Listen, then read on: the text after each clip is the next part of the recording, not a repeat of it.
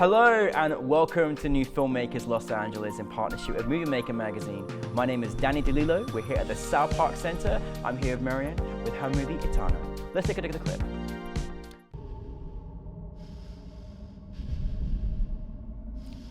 Etana! Be done!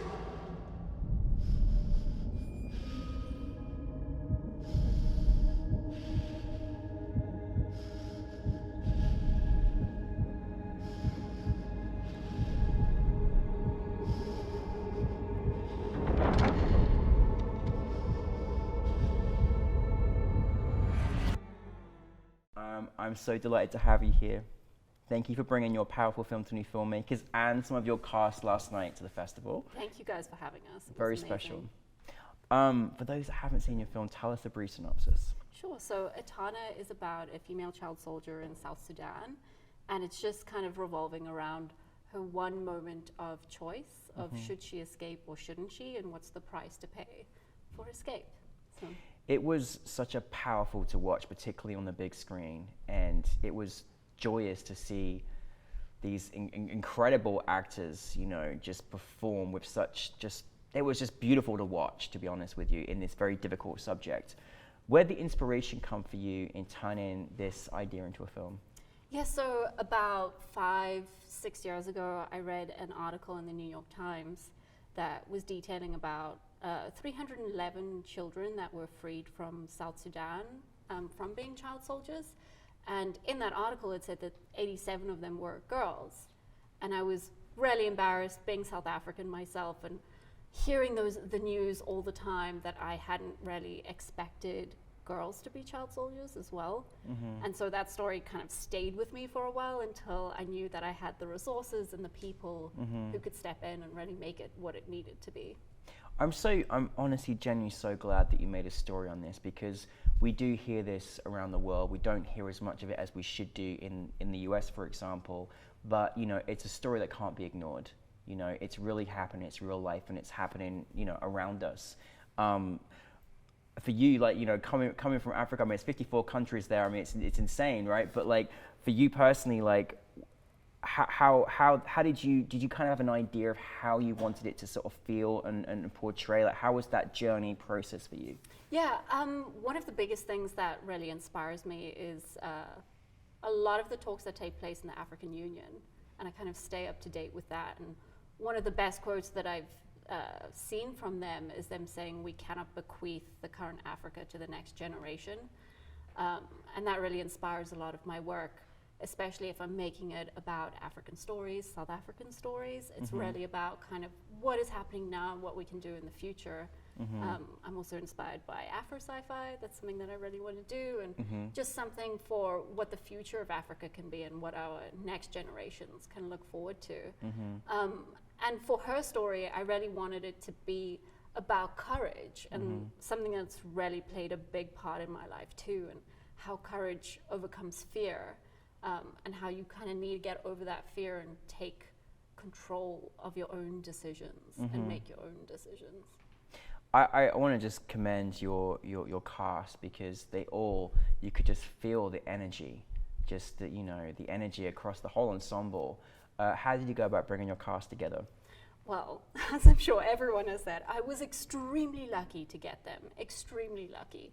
It was because we filmed in the USA, we filmed in the Salton Sea. It was very important to me to get people who were close to that story. And our lead actress, Vivian, her dad was actually a child soldier in West Africa. I had no idea when she auditioned. We talked about it afterwards, and that was something that really pushed her towards the story. So she is the first generation American from Nigerian immigrants.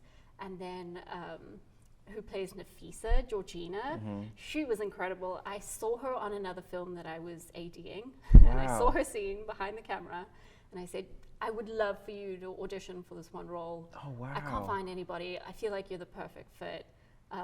It took some talking between us. She sent in a tape, and it was perfect. She was perfect.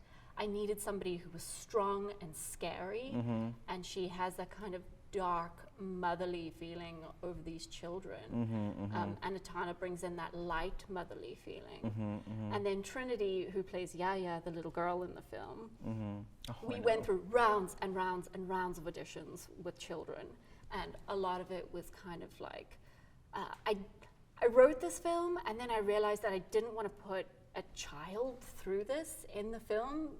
Very traumatizing part to film, and I didn't want to traumatize a child during that filming, and so I really wanted to find somebody who was mature in their thinking, but also their parents, who were okay with this, who would be with them on set all the time, and who could kind of like talk through everything, and we could really be transparent about what was going to happen and what she was going to go through and all that kind of stuff. And Trinity was amazing.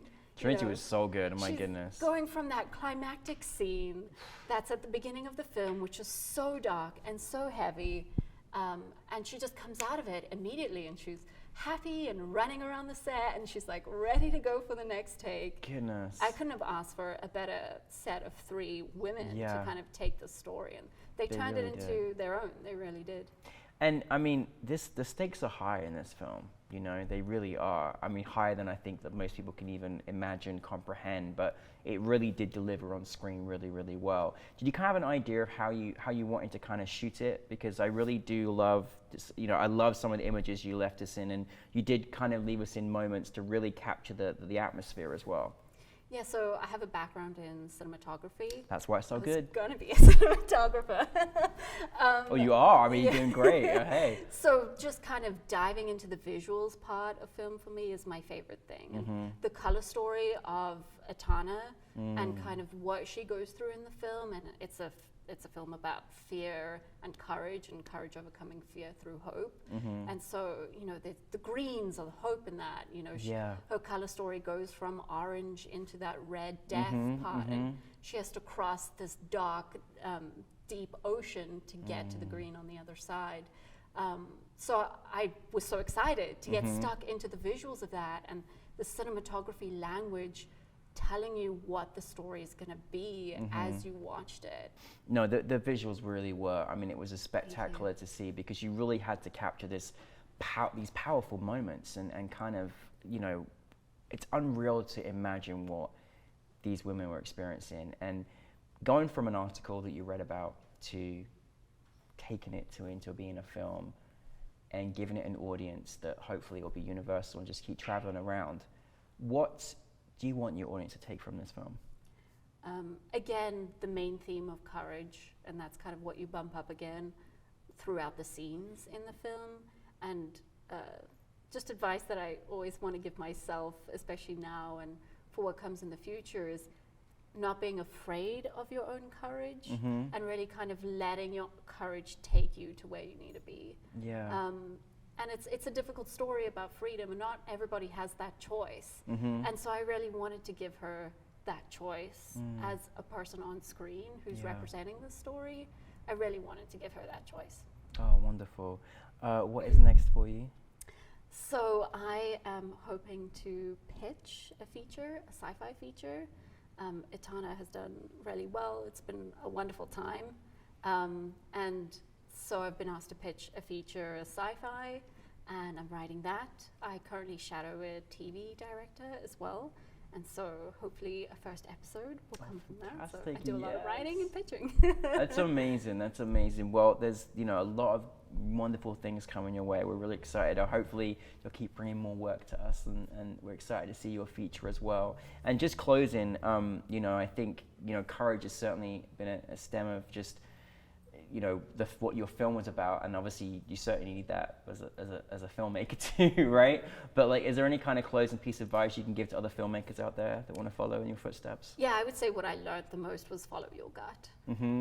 And you really know which scenes need to go where they need to go, and not being afraid of it changing in the edit, and really understanding like what your theme is, where it's going to go, and what it needs from that, and not to be afraid of what you think it needs in your gut. I love that. Thank you very much. Thank you, Marian.